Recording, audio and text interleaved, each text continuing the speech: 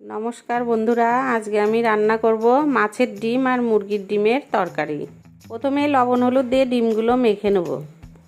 এখন আমি লঙ্কা, আদা, রসুন, পেঁয়াজ আর টমেটো একসঙ্গে পেস্ট করে নেব। কড়াই গরম হয়ে গেছে, এখন তেল দিয়ে ডিমগুলো একে একে ভেজে নেব। বন্ধুরা, ভিডিওটা যদি ভালো লাগে লাইক দিয়ে চ্যানেলটা সাবস্ক্রাইব করবেন আর পাশে থাকা বেল আইকন প্রেস করবেন। ডিমগুলো ভালো করে ভেজে উঠিয়ে নেব। জিরে ফোড়ন দিয়ে আলু পটলগুলো ভালো করে ভেজে নেব।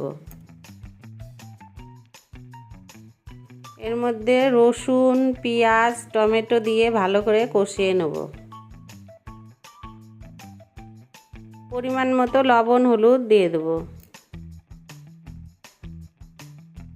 পেস্ট করা মশলা দিয়ে সবজিগুলো ভালো করে কষিয়ে নেব।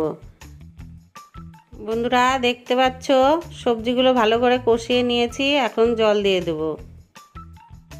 তো ঝোল ভালোভাবে ফুটে গেছে, এখন ডিমগুলো দিয়ে দেব।